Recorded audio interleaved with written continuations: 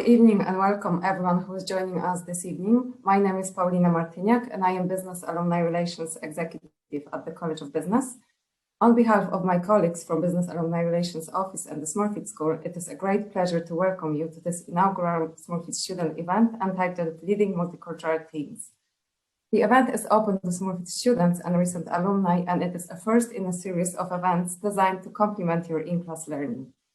I am excited to be joined this evening by a panel of successful alumni from leading multicultural companies who will discuss the challenges and benefits of working with team members from different backgrounds and cultures. The event format for this evening includes 45 minutes panel discussion followed by 15 minutes Q&A session. Please feel free to submit your questions throughout the conversation using the Q&A function on the bottom of your screen. We will answer as many questions as we can towards the end of the conversation. We are also recording this session and it will be available to you via our YouTube channel, which will be linked in the chat box at the bottom of your screen. I would like to take this opportunity to thank all our speakers for sharing their time and expertise with us this evening. And once again, thank you very much everyone for joining us. I would like to introduce you now to our panelists. Galvia Kelly is a global award-winning branding and marketing leader. She has an extensive experience scaling brands globally and building and managing high-performing international teams. Currently, Galvia is a CMO at Collective, an online management dashboard providing a back-office services for freelancers, and she is currently based in San Francisco. Prior to this role, she had led marketing across multi-billion-dollar global organizations like Benefit Cosmetics, L'Oreal, Maybelline New York, Revlon, and Alamai Cosmetics. She has also had her own global award-winning digital marketing agency and worked with a range of Fortune 500 brands, Hollywood celebrities and TV shows, advertising agencies, embassies and ambassadors, as well as New York and London Fashion Week. Galvia holds Bachelor in Business and Law Studies, as well as MBS in International Business from the UCD College of Business. Sarah Cunningham is a senior strategy, marketing and innovation professional with over 20 years experience, most recently at MasterCard and previously with Google, Barclays, BT Retail UK, Capgemini and Accenture. She currently holds the role of Vice President of MasterCard's Dublin Technology Hub, where she is focused on brand identity building, growing the Dublin office and making MasterCard Dublin a truly great place to work, both for current and future workforce. Before MasterCard, Sarah spent over 3 years at Google, heading up an SMB marketing team with global remit for B2B acquisition, education, retention, and branding campaigns. Sarah is also a diversity and inclusion advocate and speaker, and like Galvia, she holds a Bachelor in Business and Law Studies from UCD College of Business. And last but not least, Martin Ryan.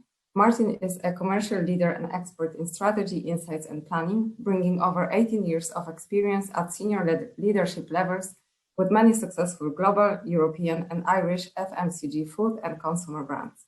He has a strong and wide expertise in functions such as commercial management, strategic planning, stakeholder management, insights and research, concept and product innovation, as well as brand planning and activation. Currently, Martin serves as a Global Senior Strategy Director at Kerry Group, and prior to this role, he held the position of a Senior Manager, CCD at Unilever, and he was a Head of Strategy, Planning and Insights at McDonald's. Martin holds a Bachelor in Commerce and MBS in Strategic Management and Planning from the UCD College of Business. It is my pleasure now to hand you over to our moderator, Anne Keegan. Anne is a professor of human resource management at University College Dublin, and she works in the HRM and employment relations subject area. So over to you, Anne. Thank you, Paulina. Thank you to all of the colleagues at Business Alumni Relations, the Smurfit careers, staff, to all of our colleagues at UCD, and all of the programs. I'm absolutely delighted to be here today and to be joined by these panelists. There's an awful lot of talk about diversity and multicultural teams today. Such teams are usually comprised of people from different educational, functional, national, ethnic backgrounds. They're frequently seen as unmissable in organizations today. And at the same time, we know that there are challenges around both leadership and followership for multicultural teams. Understanding more about how we can effectively lead multicultural teams I think can offer invaluable advice and guidance to our alumni and our students who have joined us today. We have been joined, as you have heard, by panelists with a vast wealth of experience in international organizations. And so without further ado, I would like to ask each of the panelists the following question. Based on your careers and your career journeys to date, what would you say are the main benefits and also opportunities of multicultural teams? And how have you experienced this in your own careers? If I could start by asking Galvia that question. Sure.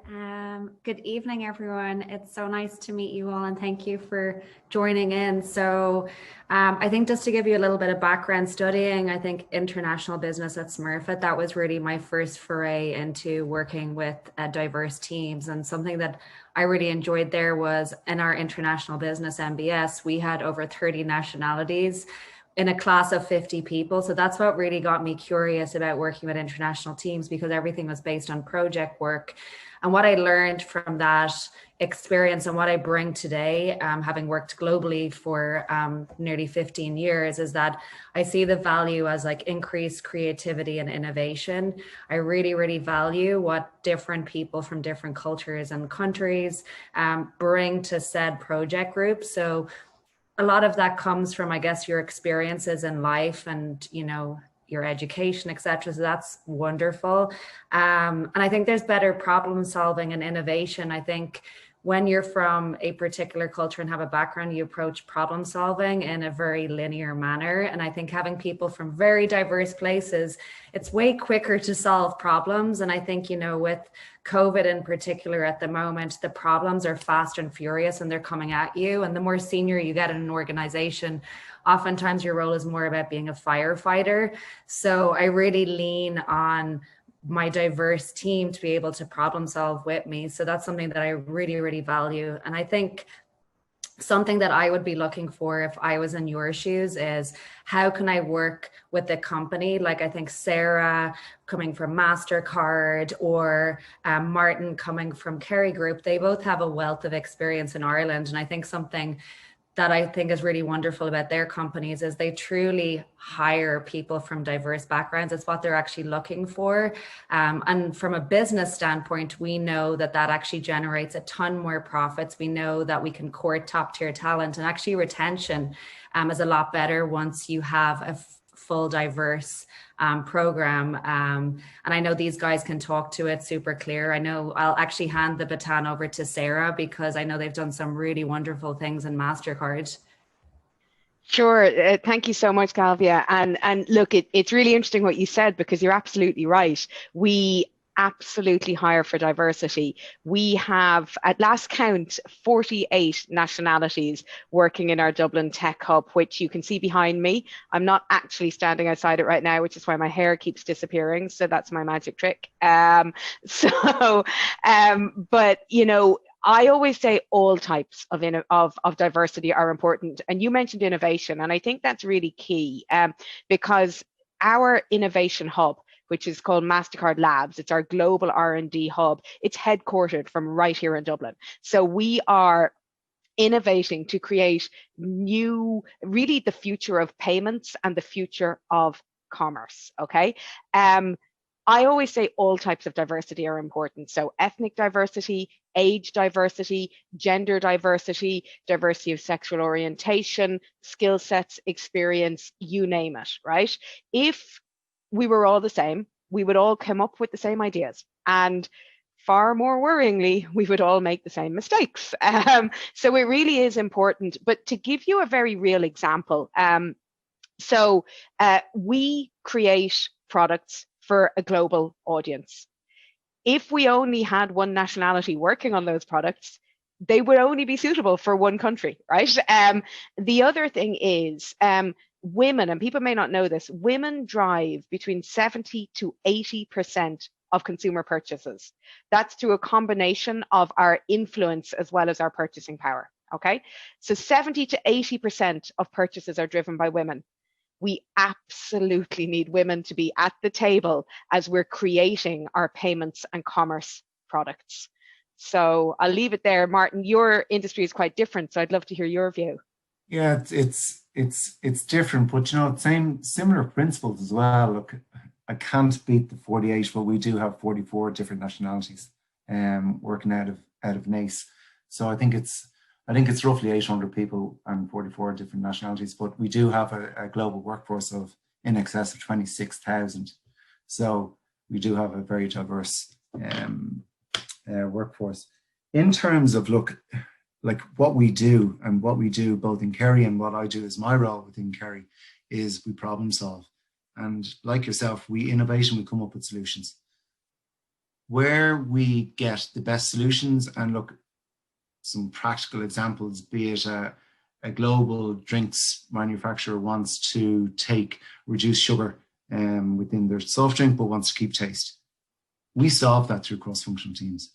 Same as if we're underpenetrated within a particular market, we have to define what our proposition is, what technologies we drive, what our go-to-market proposition, the commercial proposition, etc. That is all defined through cross-functional teams. So we actually mandate that when we are building strategies, that we need to come together as cross-functional teams, be multiple representation. One piece that we would classify as diverse teams, we actually call them more cross-functional teams. So it's about getting that gender balance, absolutely, but it's about pulling in from different functions. So you will have a technology person, you'll have an RD&A, you'll have a marketeer, you'll have a commercial, you have a strategy, kind of putting it together. That's where we get the real magic sauce, as we say, when we bring all of those people together. Those are wonderful observations. You have hit on so many things, and I'm really happy that the intersectionality of diversity is coming across, that within multicultural teams, we also have teams who are multicultural, multifunctional, gender diverse, and so on. Now, I have been teaching for over 25 years, and certainly in the last decade to 15 years, I have seen a growing level of diversity in the student teams I lead. And I see every single advantage you've mentioned: better problem solving, more interesting solutions. However, I also experience many, many challenges, and so do they. Tensions, paradoxes, misunderstandings. So I would like to ask all three of you, could you please tell me what you see as the key challenges, barriers, and tensions that you confront in managing these wonderfully diverse teams? Maybe we could start with Sarah this time. Sure. Well, look, there's a few things. I think, first of all, I talked about the 48 nationalities in Dublin, but like Martin, we also work with our colleagues right across the world. We're very lucky in Dublin. Geographically, I'm the tech hub lead in Dublin. I've got colleagues, peers who are tech hub leads in Sydney, in Pune, Vadodara, St. Louis, Vancouver, New York. I always win time zone wise. It's always very civilized for me, but it's something that we need to be aware of. You know, just because it's 3 p.m. your time, it's not going to be 3 p.m. in Sydney. So I think being respectful of time zones is the first thing. I think the other thing is being respectful of cultural differences, you know, and we talk about, in MasterCard, we talk about driving a winning culture with decency at its core, okay? And decency really means having that respect for each other, having that understanding for each other. So, you know, and understanding each other's cultures a little bit.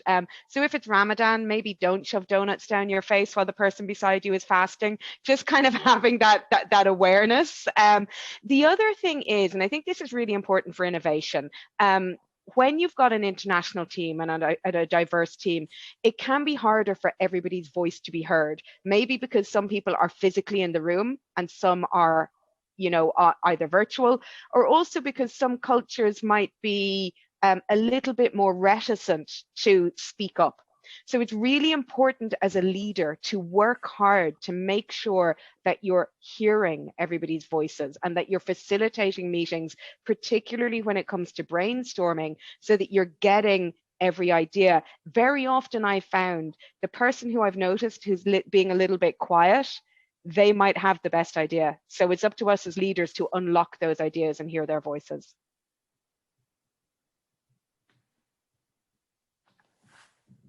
Martin or Galvia, what are your thoughts? Yeah, I can add if you don't mind me jumping in, Galvia. Look, I think the biggest challenge within diverse team is not actually realizing the potential of that diverse team, or that, let's call it, that cross-functional team. I've probably two key areas that I would focus on in how what I focus on, and I think it also forms part of what Kerry's driving it as well, about those two key areas. One is around leadership. You have to get that leadership right.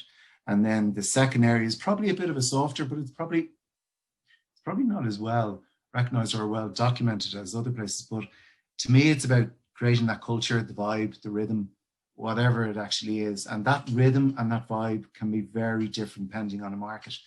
Because, Sarah, when you were saying that, is just, it's really interesting. If you're to do, look, a lot of what I do is workshop and war rooms. If you do a war room within China, it can be extremely difficult to get people to talk, because the culture is they just don't speak above other people. You put that against a Latam war room, where, no offense, you generally a lot of times can't get them to stop. It's very, very different. But what you want to do is, you don't necessarily want to change the people. You just want to change that context and get that environment. So I think that's the biggest challenge, to really get people to actually create that environment and get people to actually feel comfortable and included and actually share their opinion, but also to be able to lead. Like, they're the two key pieces that I'd really say is the biggest challenges. Yeah, I'd build upon that and say, it doesn't matter what level you're at when you're going into a company, whether this is an entry level role or a senior level role.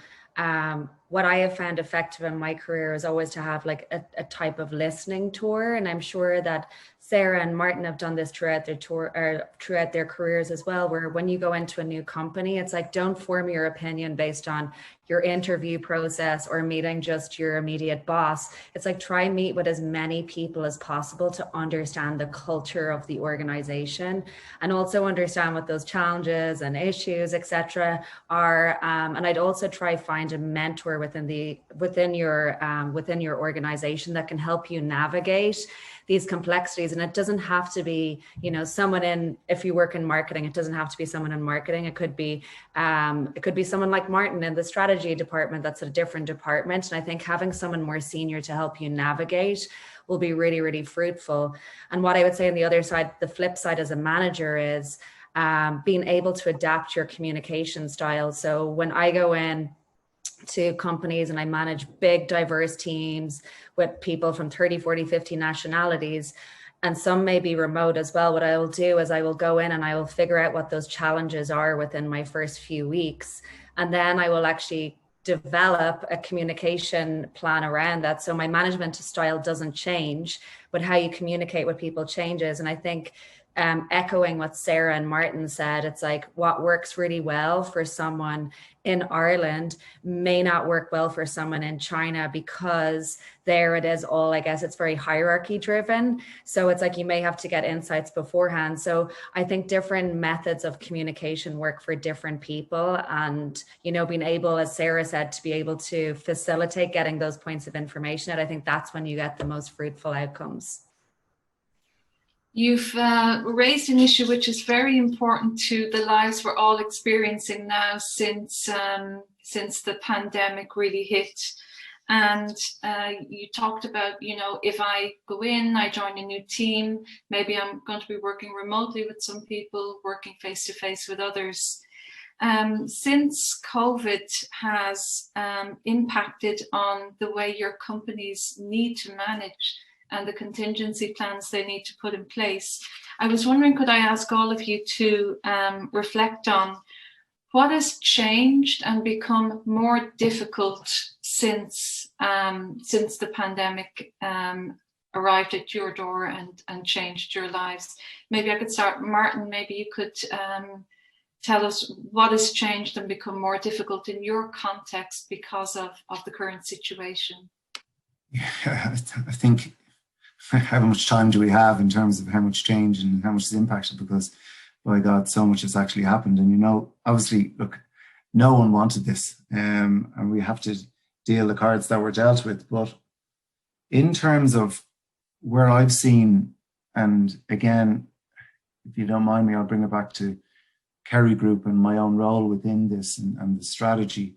Like, what I've seen is more difficult within the space. I spoke initially, or in the last piece, about creating that vibe and that culture and that rhythm. It's very, very difficult to do that online. All the online tools, all the engagement tools, etc., that you can use, honestly, they are great, but to me, they don't replace that physical, all being in the same room type of engagement. And I think that's absolutely key. So it is more difficult to create that culture, especially when you've got diverse teams, and how you actually communicate, as Gabby was saying, and how you actually manage them as well. The time zones and language pieces is key. And yeah, we are lucky that we are in Europe. Look, between 12 o'clock and 3 o'clock, that's our sweet spot, because we've got our colleagues in Sydney, and then we've also got 6 o'clock Chicago guys, you know, so but that is the sweet spot. But you know, it's not easy for them on either side, but we are quite lucky that is, if we have global sessions, that's when they start. The one piece that I would say, there is positives. And look, we've engaged with the online tools, and we do use the online tools. They are good, okay? But what I have seen as really positives is that we can get different perspectives. We can get, for example, we had a Kerry Leadership Forum over the last couple of days, and we were able to invite 400 people to that. Last time we had it was 2 years ago, and I think there was between 150 and 200 people at it, because it was in person in Kerry. Here we're allowed, or we're able to extend that invite to 400 people. So you're getting more and more, be able to share your message even more. However, I think how you actually deal with that and how you actually deal with people on those calls is key. And I know we might get to speaking about well-being, etc., but how you run those calls is critical as well, in my opinion. You know, it's not going to be like a 3 or 4 hour workshop. You have to take regular breaks, etc., etc. So you have to be very mindful of that. Galvi, in your context, what would you say that you've noticed has become more difficult in terms of the current COVID situation and managing diverse multicultural teams? So I've been in a pretty unique situation where I was in a big corporate role, and I actually changed careers completely in the middle of COVID. So went from huge company, huge resources, to a startup environment. So culture-wise, it's like night and day in terms of how you work in a startup versus a large corporate situation. And the beauty, I guess, about being in a startup, I think, you know, building upon what Martin was saying about these different tools, etc., I've had the flexibility to be able to do my listening tour, figure out what people's challenges are, and be able to quickly execute upon it. So, for example, I have a blind person on my team, and that person has a particular way that he likes to communicate. So yesterday, as an example, I'm in San Francisco. It's been shut down here since the end of February, but we actually social distance met up for 10 feet because he was like, hey, I know we're doing planning for 2021, but it's just easier for me than when you were sending all these documents to the team. Can we actually do a social distance workshop together? And I was like, of course. So I'm just being, I guess, super flexible to people's situations. But I think the key theme throughout is like being able to communicate often and early. So because we're moving so quickly in startups, we actually do daily stand-ups. So we do a daily stand-up for 30 minutes. It sounds like a lot, but the idea is we have a lot of junior people on the team that don't have the luxury of those water cooler type conversations where think about, you know, when you're in the office and you're stopping by and you're like, hey, Sarah, I have a quick question I want to ask you. And it's so easy to get that solved. That doesn't exist today. So what I've learned is it's like, as a marketing person, it's like say a message 6 times until it resonates. And I've kind of brought that same thinking to a startup environment, which is communicate often, communicate early, and figure out what channels work best for different people.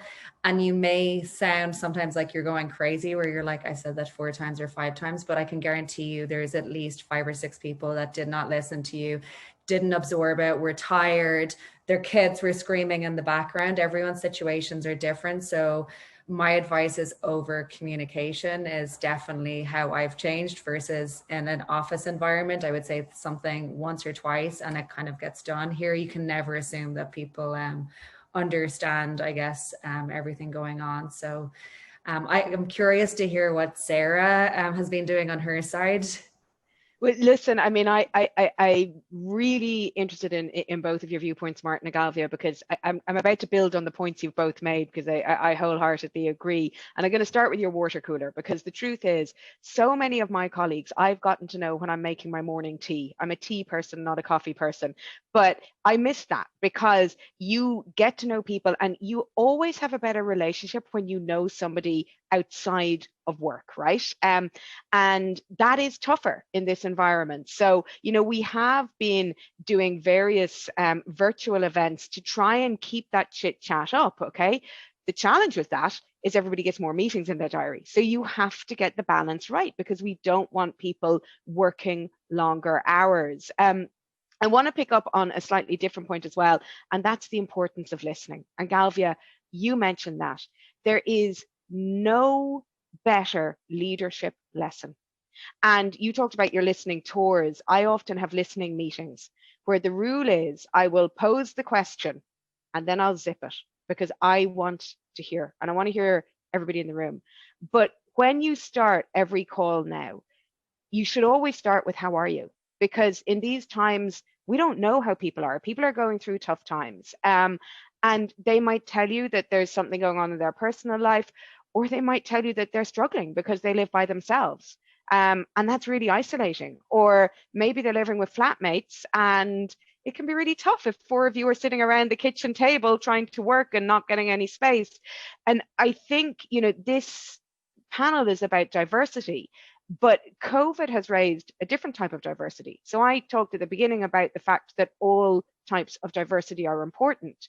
But now, of course, what we're understanding is the diversity of people's home situations. So this experience has been very difficult, very different for somebody living by themselves than it has for a parent homeschooling, than it has for somebody who is lucky enough to have a private home office and space to be able to take those calls. All of those people have a different need. And what this has highlighted is the importance of choice and flexibility. So we will get past COVID, you know. I love following Dr. Luke O'Neill because he tells us a vaccine is coming. He gives me hope. But I think when I look at the future of work, I think we will take lessons from the period we're going through now. I think choice and flexibility will be the future of work. Right? Nobody is at their best when they're mandated to come to the office, and nobody is at their best when they're mandated to go work from home. When you can choose where you work from and when you work from, then you're going to be at your best. So choice will be the foundation. Technology will be the enabler, because technology has to work harder to bridge that gap, so that you've got the same experience, whether you're physically in a meeting room together or whether you're virtually on Zoom. So yeah, we've had lots of lessons. I don't think it's been easy for anybody, but my advice is people first. Ask how you are first before you start talking business, and that's really the most important thing during these times. That's really fantastic advice. I mean, I wonder, would any of you say that you would find has communication gotten better since we are all online and maybe all a little bit more empathic towards, I mean, now a CEO literally sees into a person's life. I also experienced that I'm getting to meet people from UCD who I never met before, because we're now joining in new areas. And really one of the aims of this talk was to reach out to our students and our alumni and try to incorporate them. So is there any kind of, you know, thing you've seen which you think that's an innovation that that came because of COVID, and I would definitely hang on to. I think, look, and purely from my perspective, I think communication from the leadership has got a lot better in terms of what they communicate and consistency and the message, etc. I think that's got a lot more clearer. But I would counterbalance that with what has disimproved, if that's the right word, is around that personal engagement. And both Sarah and Gavia spoke about it as well. And it's that communication with your peers, communication, like people's diaries, I'm sure, are just log jammed with half-hour slots. You know, people don't call people anymore, even outside the water cooler conversation. You don't call people, and if you want to call someone, you have to have a half-hour slot in. So it's kind of, it's, I don't know, I don't think we haven't got around it yet, but look, I think leadership have done a better job, and there is more clarity coming from them and how they actually communicate, but it's counterbalanced by that personal engagement. Yeah, and Martin, if I could just pick up on that, you know, one thing that, you know, we've been advising people is don't book an hour-long meeting, because people at the start of this, their diaries were crazy. You don't need an hour. You might not even need half an hour. Book 15 minutes, or you know what? Pick up the phone. You know, we've got Skype, everybody will have their own thing. We've Teams as well, but if somebody's green, ping them. Don't book a meeting. Be respectful of each other's times. And I think that really is important. But I think most companies, if we're honest, would say that there was a point early in the pandemic where productivity went up, and then we had that realization of, oh my God, that's because people are just working so hard and they're gonna get burnt out. And so really, we've all had to work so hard on supporting the wellness and encouraging people to take breaks, you know. I spoke to my colleague in Sydney today who has posted out a Kit Kat to every single employee. I want to copy that one. I don't know if anybody remembers the old Kit Kat ad, take it, have a break, have a Kit Kat. But it's just a really sweet way of reminding people to take a break. You don't need to be in front of your computer all day. And in fact, these days, the days are shorter. You should not be in front of your computer in the middle of the day. Go for a walk. Get some sunlight. Vitamin D is supposed to be good right now. So Galvia, I don't know what your thoughts are. Yeah, I love that idea. I'm definitely going to borrow that idea as well, the Kit Kat idea. It's like wonderful. I think, you know, as leaders in a company, it's on us to be like super open about the challenges that we're having. We definitely do not have all the answers. And the culture that I'm creating in the company that I'm working in now is everyone's idea is valued, from the intern the entire way up. And we've 4x'd our workforce since April, and we've grown so quickly. And what I always ask, particularly entry-level people coming in, is what can we do differently? Do you guys have ideas? Like, what can we do to create these bonding moments? And while we're super busy, what the feedback I've been getting from the team is, oh my God, we've so appreciated the fact that we've created, you know, quiz nights, or like someone on the team loves making cocktails outside work and they sent like a little kit. Someone else loves cooking. So we're kind of coming up with like different ideas to keep people engaged. And I definitely don't have all the answers. And that's where I actually look to other people on the team to provide these ideas. And it's great because it gives visibility as well to entry-level people that are coming in, that are super passionate about something. And it really allows them to have that like leadership, if you will, in a very native way. So that's something that I think has worked really, really well. And those folk might not have had that opportunity if we had all been in an office. So that's definitely something that I'll take away. And I completely agree with Martin and Sarah about, you know, with COVID, we're going to take a lot of good from it. I don't think we're all going to work 5 days a week in an office. I think it's just not productive. And I think it's going to be a hybrid model once things come back, once we get our injections and things come back. So that's what I'm kind of excited about in terms of the future of work.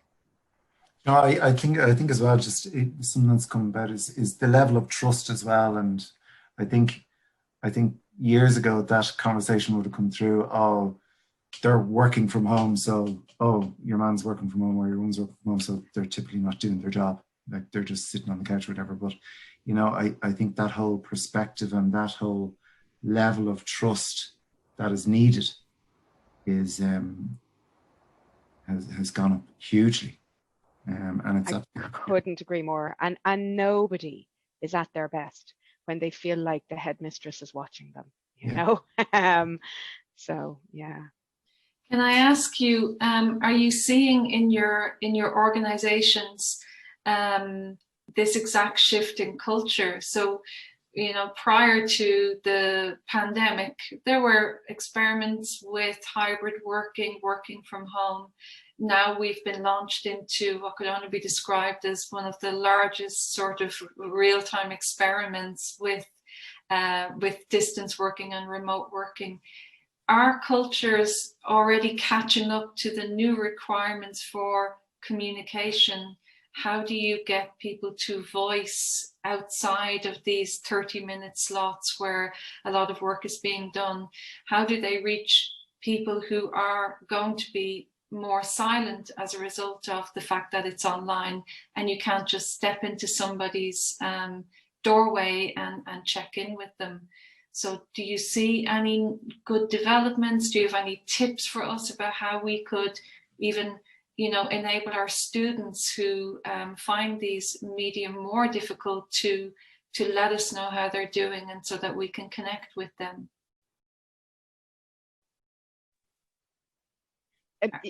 Look, I'll go quickly on this one. You know, I think you talked about, you know, your students and how, you know, they can connect with you. I think one of the positives that has come out of a very difficult time is that the conversation of mental health is now an open conversation. Okay, we are all vulnerable. I think everybody is finding this tough. It's a different type of tough for everybody, but it's tough for everybody. And I hope that a long-term positive from this is that narrative will continue, that people will feel that they can be honest and that they can tell you, you know what, I'm struggling, I'm finding this tough, and that they feel they can talk to their manager or to their professor, and that they don't feel that they have to put up this barrier. You know, actually a phrase I cannot stand, which you guys are going to hear a lot, is fake it till you make it. I don't want to fake it, because I am a real person and I have emotions and I'm vulnerable, and I don't want to pretend I'm not. And I don't think that's helping anybody. So I think that's a real positive that has come out of this. And I suppose the advice I would give to any students tuning in is, don't be afraid to be honest, because sometimes being able to talk to somebody is the first step to finding things easier. Martin, Galvia, any advice on how we do exactly this, get people to be there, to be open, particularly with the constraints of how we're communicating right now?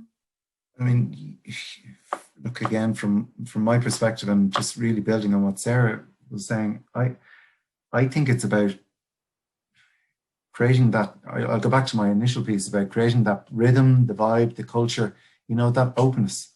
Like that as a leadership style and leadership attribute is critical, and none more so than this era that we're in now, that, you know, you have to be open, you have to be empathetic, you have to trust, but like you have to be open to communication.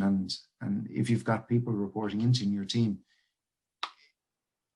whether it's not you that they go to, they have to be able to go to someone else.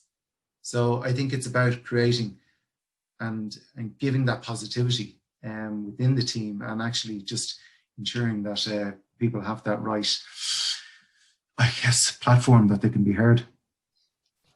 I think building upon that as well, I think some people may not have been comfortable giving out their mobile numbers and being accessible around the clock before COVID, but I think now so much of all of our time is actually texting people to say, hey, how are you? Because, you know, as Martin said, it's like those 30-minute slots are taken, but it's so easy to text someone being like, how are you?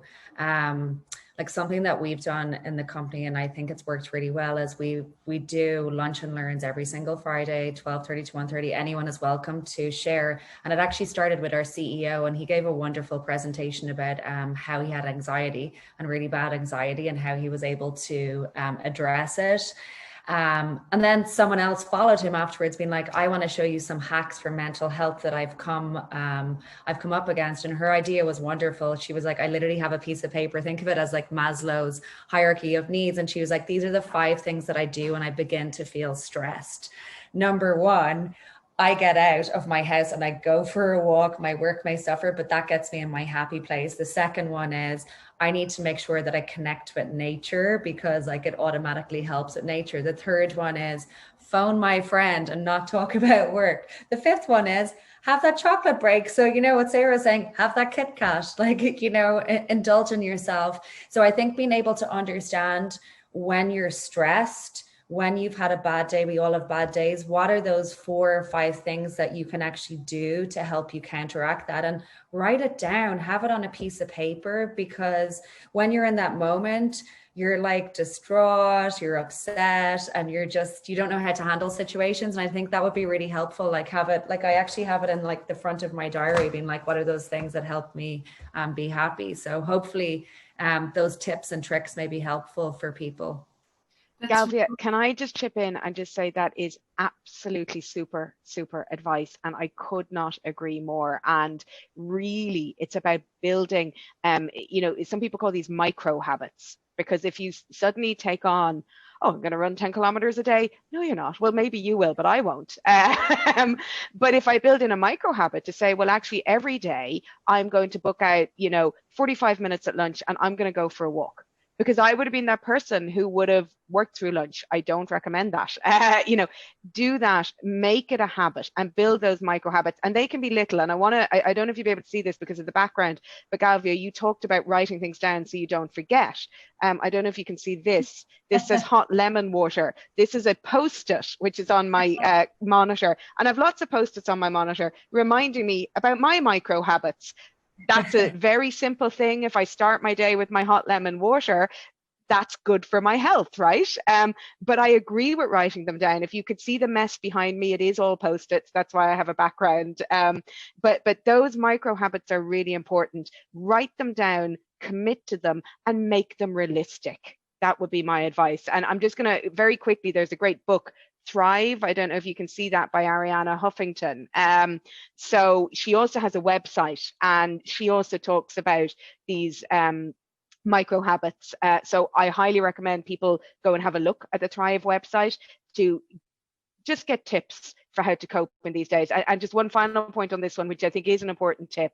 Try to resist the temptation to roll out of bed and go to your computer in your pajamas. There is such a huge benefit from having that break, having your breakfast, having a shower, going for a walk, putting on some nice clothes. It really benefits you psychologically.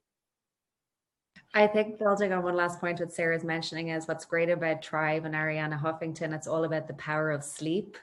And something that I wish that I knew in college or in Smurfit was, I have a test, I have a paper, and you'd leave everything to the last minute and just do it. And it ends up impacting the rest of your week. And I think because we're all under such mental pressure right now with COVID, we don't have the same support structure as in, like, you don't have live study groups, etc.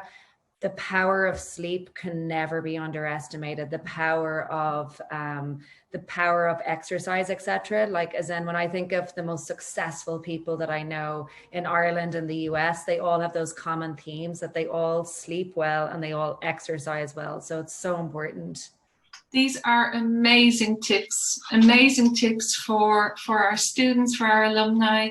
In terms of managing yourself and your own well-being, and particularly at this time. I think we're on the well-being piece now, and we could go on forever. And I think this may be a hint that we need to have a new webinar devoted to managing your well-being and leading well-being. But for now, if you agree, I would like to move on to some of the many questions which have come in. And I would like to start with this one. One of our attendees has asked, what tips do you have for when you are working as part of a diverse team and when cultural differences are causing tension? What tips do you have for people experiencing this? I'm sure you have experienced this yourselves. I know many of our student teams go through this, and it can be a really huge teaching moment. So if you are part of a team and you're experiencing tension, particularly around maybe cultural differences, do you have any tips for how to start to address that? Galvia, do you have any tips? Sure. So what I try to do is, I think, first meet with both people individually to understand their perspectives. And there's always right and whatever where people are saying. A lot of times it comes down to communication style. And I think, what works well is, what I have found is, understand the issues and actually get people to discuss with themselves one-on-one. I think your role as a manager is not to solve problems all the time for people. I think the best way to enable growth in people is to actually get two individuals to speak together. You can share, each other's perspectives in advance so people are prepped. But I think that's so important to get people to work together, because as a manager, if you solve every single problem that's thrown at you, you're not enabling people to grow. You're actually being, in my opinion, not a great leader. So that's something that I found have worked well, because I felt like a lot of times people use me as a crutch, where people just come at you all the time with their issues. And you're like, we're all grown-ups here. Let's solve these issues together. So I think that's been helpful. And I think the second part as well is, going back to these lunch and learns. We had someone give a presentation a few weeks ago about, different Jewish holidays that were happening and what those traits are, and why this individual 2 weeks ago, when we were launching our company, was going to be out and not missing. And she was on the leadership team. She was like, listen, here is why. And it was really helpful, because two of our co-founders, as an example, were Turkish, and they were like, this is so helpful. We didn't actually understand these nuances. So I think giving people the opportunity to be able to share, backgrounds on their cultures, even if it's like a 10-minute conversation or a 10-minute presentation, I think those things are really, really helpful. And it's something that I'm super proud of, being Irish, that I think we all inherently have, that we're very friendly, we're very approachable. And by the way, use that as a tool, because that in itself is worth so much. A lot of people do not have that. It's really challenging for people. So yeah, I'm curious to hear what Martin thinks from Kerry Group. I know those guys have great tips. Oh, I mean, it's a really interesting one. And look, I'll go back to these cross-functional workshops and working with diverse teams and cross-functional teams, that if people don't agree, I think that's okay. But once they're all aligned towards the common goal or the common purpose, people are going to, and that's with diverse teams. You want to have a little bit of friction, probably isn't the right word, but a little bit of angst. And because once you create that environment, I'll go back to this, create that environment and have your North Star and your purpose, I think that's critical. Let the people have it. I think us as managers and leaders, that, well, from my perspective, I think you have to see how each of them play out. And I don't think there's necessarily a one rule fits all, because depending on the circumstance, you might let two people kind of go at it and go at themselves, whereas others, if it is that, I'm going to use a really unpolitically, tallest dwarf in the village piece, you want to create everyone on a level playing ground so people have their voice and let their voice heard. There's a great question. Can I very quickly just pick up on that, Martin, because one thing I think is a good takeout is conflict avoidance often leads to worse outcomes than the conflict itself. If you address an issue and give feedback in the moment in a constructive way, you will often get a better outcome. If you avoid conflict, that's actually going to create resentment and make things worse in the longer term. Very good. A question that came in, which I think is probably important to many people listening. There will be some new hires who have joined companies. Chaitanya is asking, given what Martin suggested about the fact that it's very difficult to create the vibe, to develop the culture, how are these new employees going to make the most of the current situation? I'll chip in here quickly if I can. We've onboarded 93 employees, new joiners virtually since March. So, and really I have to say hats off to each and every one of them for embracing what is an unusual circumstance. A number of those were graduates, some of whom were returning interns, but we've had to pivot our onboarding experience to make it suitable in a virtual world.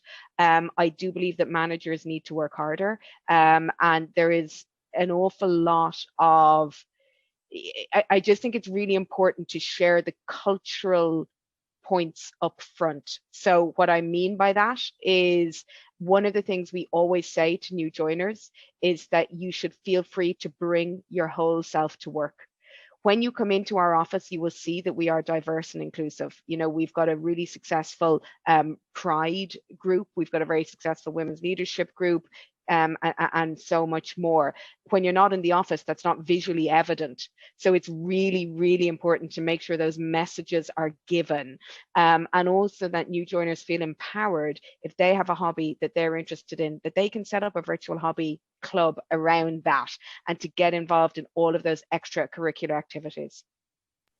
Yeah, I'd build on that. I mean, from my perspective, when you join, it's all about building your network and engaging as much as you can. It's like that first day you go into the arts block in UCD and it's like, by golly, what do I do? You join societies, and you join societies to meet up with people. So it's very similar in the workplace. It's about building up your network. I know the guys spoke about mentorship as well. Just putting yourself out there and getting yourself out there in a virtual world. Absolutely. But even meeting for that socially distanced coffee, as you said, Gavi, you know, it's just, from my perspective, it's getting out there. I think people are super generous as well right now, as in, I do it myself. I'm sure Sarah and Martin have done it as well, where we've reached out to people being like, hey, I need career advice, or you have a role that I'm curious in. How did you get there? What was your journey? I feel there's a whole level of empathy that has come out of COVID, where I think it's going to make us all actually better people and more empathetic. So never be fearful to reach out to someone in your company being like, Sarah, oh my God, this is incredible that you're leading this innovation hub. How did you get there? Like, what are, you know, your career goals? And also share things that you failed upon. I think that's really important as well, to have, you know, as Martin said, that network of people in the company. But once you build that rapport with someone, a senior person will be like, by the way, here are the 5 mistakes I made in my career, so you don't make them. And I think people can be very vulnerable once you have that relationship with them. So just be open and don't be shy, you know, about reaching out to people. We've all been there, and at this stage we all want to pay it forward as well in our careers. And that's been very evident from how committed you've all been to taking part in today's event. I also want to build on that and say to any of our new students who have joined us, who we haven't met in the way we usually would have by now, either in the corridor or together in the seminar, reach out to your program, reach out to your teachers. I fully agree with Galvia. Everyone who I'm working with in UCD is there for you and wants you to reach out. I'm going to have to start to move towards closing off soon, and a great question has come in from Julia, which I would like to ask you all. Could you tell us what has been your biggest inclusion win, either one you were personally responsible for or one you observed and wish you had been responsible for? May I chip in really quickly on this one? I've been in MasterCard 7 years. I've been in my current role 2.5 years. And in the first town hall I hosted, which is an all-employee call, I talked about how proud I was of all of the nationalities we had. I think back then it was around 40. We're now at 48. And afterwards, one of my colleagues who's Croatian came up to me and she said, Sarah, you told us you're proud. Well, why don't we have an intercultural day to celebrate it? And I went, I love that. You tell me what you want to do. Let's set up a committee. Let's brainstorm. So we've now had a couple of these intercultural days. where we had workshops throughout the day. So you could have, there was a henna tattoo workshop, there was a Bollywood dance workshop, there was a workshop to write your name in Irish calligraphy, to learn to make hummus, there was a martial arts workshop, which gave me the heebie-jeebies, but they promised it would be a demo and people didn't have to follow. And then we had people baked goods, either from the favorite country they've ever traveled to or the country of their origin, and bought them in. And we had a celebration with food and drink. And then we had a choir who sang international songs, and some people came in their own national dress, and it was the most uplifting event. The first one particularly was so wonderful and so uplifting, and we've kept that going. I think building on Sarah's point, I'd go back to people that have just entered the workforce. This wasn't Sarah's idea. This came from someone that had entered the company. So I think, net take away from that being like, we do not have the answers. We rely actually on fresh thinking, new people coming in being like, oh, why aren't you doing X, Y, Z? Because you're, when you're in a role so long, you sometimes forget these things. So just be open about suggesting these ideas to people. Martin, your biggest inclusion win? Yeah, that's a tricky question for me. Look, I guess biggest inclusion win, and it's probably a lot of what I typically try and bring to companies that I've gone into, be that a McDonald's, a Unilever, or even with the Kerry Group. And it is about that coming together and using strategy to actually bring people together. And look, it has to drive results. And we do have a good track record and a great track record of being through these cross-functional teams, coming together, bringing solutions to the customer and driving results. Like we could go back to McDonald's having the highest ever growth rate, UK and Ireland when we were there for the 4 years. That doesn't come without cross-functional input and providing real relevant solutions. And the guys even spoke about it today. It's getting those different perspectives but giving people the platform to actually give their perspectives. That's fantastic. I have been really, really delighted to meet you. I have been astonished by your willingness to help and prepare and take time from what I know to be incredibly hectic schedules to be here today for our alumni, our students, and many of our staff. I would like to hand over to our the head of our school, Professor Geraldine Doyle, who would like to say a couple of words. Oh, so much, Anne. Thank you so much. A huge thank you first and foremost to our amazing panelists. I've been tuning in. Apologies, I wasn't here at the very beginning. I was teaching a class, 2 hours of tax law, so I'm sure they're exhausted.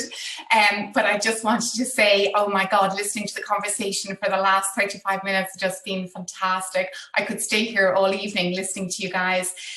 Your honesty has just been just refreshing. And the things you've talked about, Sarah, in terms of, mental health and awareness about that. Galvia, you also talked about, those things that make you happy. And I think during this awfully challenging time, I mean, phase 1 was challenging as it was, but I think this phase 2 and this new wave is going to be so much more challenging for all of us, I guess, because we now know what lies ahead. And I loved your, idea about micro habits and remembering those. And Sarah, I can just picture all those pink sticky notes all over your screen and all around you. So I think it's really important, as you say, to mind ourselves, and whether it's exercise or getting out into nature, they're certainly really important for me, and I think for a lot of us here. Martin, you also talked about trust. I came in and you were talking about trust at that stage, and that is so important. I think since March, what we've realized is all of us, all of our colleagues, staff, faculty, everybody has been working extraordinarily hard, and where that trust is there, that people are doing the best, everybody's putting their shoulder to the wheel, and recognition of that is so critical for for all of us to be effective and to succeed. So a huge thank you for your generosity and for so graciously being with us this evening and giving of your time at the end of what I'm sure was a very long and busy day as well. Anne, thank you so much for organising this fantastic event and hosting it. Our alumni are really important to us, and it's just so rewarding that you come back so willingly. You know, I found, we've all found since March that our alumni have been a fantastic support to our students first and foremost, but to us as well, but to our students, and have done so many webinars, discussions, mentoring one-on-one with our students, and that's what's so special about the alumni of College of Business, whether it be Quinn or the Smurfit School, and both together. So a huge thank you, and Anne, thanks so much for giving of your time as well, and for your expertise. I know Paulina is there in the background, and she did a huge amount of work behind the scenes, organising everybody. Thanks so much, Paulina, for being with us and organising us. And to all of you who have tuned in this evening, our students and alumni, we have a lot of takeaways. I certainly have a lot of takeaways. So thanks so much. So Anne, if you want to say a few closing words.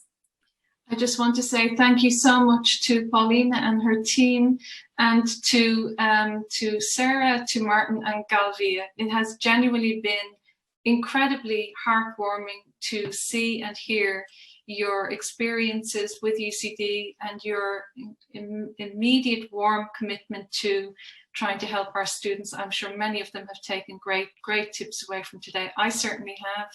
And thank you, Ger. And lots of questions which we didn't get to, but I think there's probably food for thought there in terms of developing future initiatives, and I hope we meet again. Thank you. Thank you so much. Thank you.